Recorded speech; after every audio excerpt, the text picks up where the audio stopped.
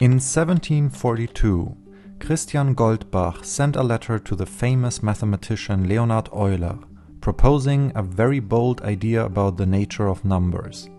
He stated that every even number can be expressed as the sum of two prime numbers.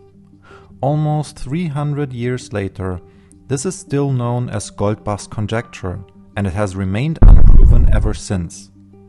Nonetheless, there is something we can prove, and it is related to the opposite of prime numbers: composites. It turns out that every natural number bigger than 11 can be expressed as the sum of two composite numbers. And other than Goldbach's conjecture, this is quite easy to prove. So let's find out how. Numbers that are smaller or equal to 11 cannot be expressed as the sum of two composite numbers, apart from the numbers 8 and 10. But once we surpass the magical border of the number 11, all numbers suddenly can be written as the sum of two composites.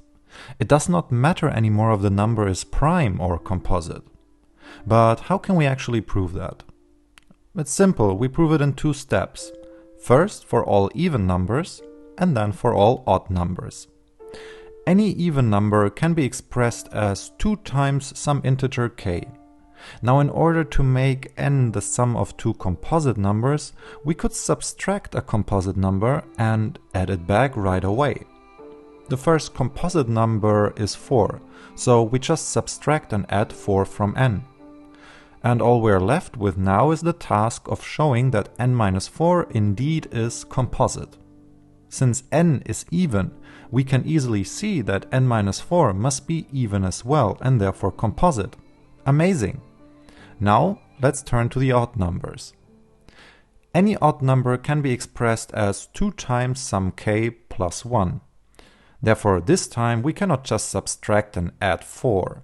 n minus 4 would be odd in this case. It could be prime for all that we know, but we have zero idea.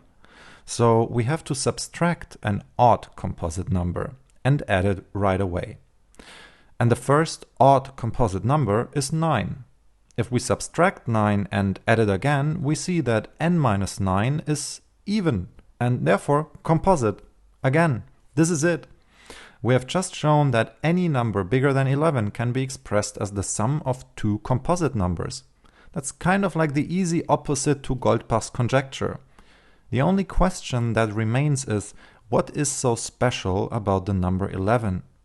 We could get pretty philosophical here, but could it be related to the Mersenne numbers?